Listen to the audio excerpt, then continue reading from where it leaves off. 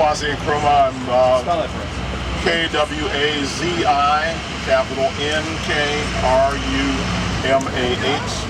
and I'm the co-coordinator of Occupy the Hood. We are part and parcel of Occupy LA, but we focus on building the Occupy movement in communities, particularly in the most hard-hit, oppressed communities in our community here in Los Angeles and nationally. As has been said, I mean, you know, there have been 12 million homes foreclosed on the banks in the past 6 years. Okay, right now there are 3.5 million homes which the banks classify as seriously in arrears on their payment. That means that the homeowners have fallen 4 months or more behind on their payments. The banks are currently involved in a massive assault on these homeowners to seize these properties quickly. Part of why they didn't seize them last year or the year before in some cases, because some of the homeowners are actually on strike against their payments because they know that they're being demanded unjust payments on these homes. And the banks put a brake on the foreclosures because they were under so much public scrutiny that they feared the public reaction if they rolled over all these houses. But now they see, number one, the Occupy movement is in the field, and the Occupy movement is taking up the foreclosure issue in a very serious way. Number two, they see that there are moves legally and other politically that will probably lead to major national legal decisions and or legislation to put a stop to a lot of their fraudulent policies. And when I say fraudulent, everyone knows about the fact that the banks, not being regulated, sold off a lot of the mortgages that they held to other investors, and so they illegally have foreclosed on many of these 12 million homes that they've already snatched, number one. But number two, they have become very illegal and fraudulent in their efforts to dispossess homeowners who they have often suckered into believing that they were helping to rewrite their mortgages. And they have found systematic ways to trip up homeowners in these programs and snatch their properties, because all this time they have been under very little scrutiny or control by anyone, and they've gotten used to it. And we're saying that that has to stop. You know, this whole process of dispossession of homeowners is nationwide and hits every community. But in particular, it hits communities of color. It hits communities where unemployment is already extremely high. It hits these communities with a far greater effect. Particularly in communities of color, the homes often were only acquired after several generations of effort to put together enough money to be able to afford to buy a home.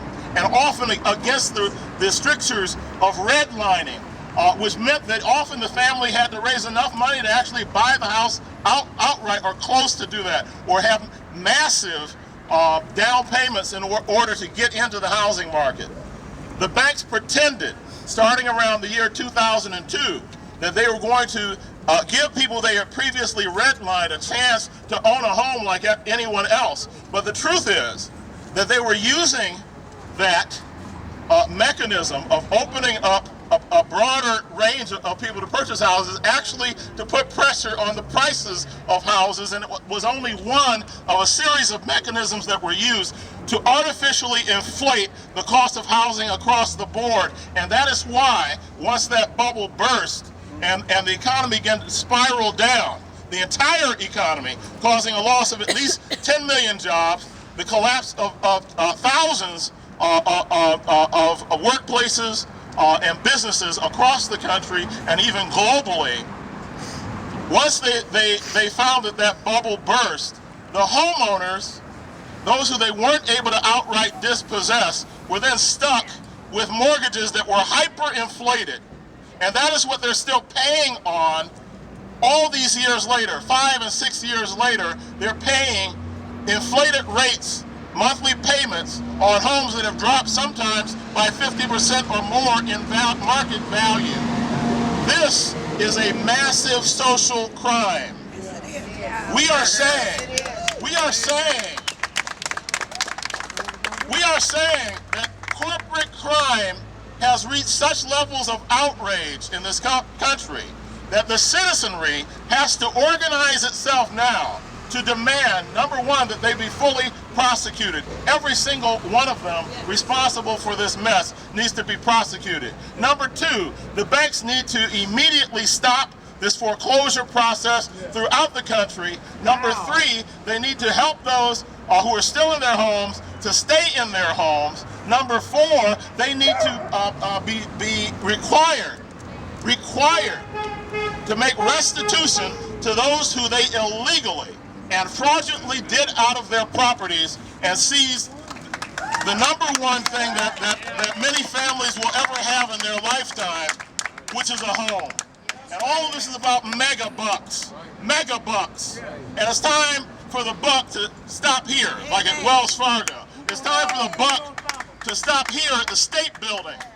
And Kamala Harris has actually set a very good example as our state attorney general by refusing to be part of this national deal that's been negotiated at the hands, excuse the expression, of the Obama administration and others to let the banks off lightly in this whole situation.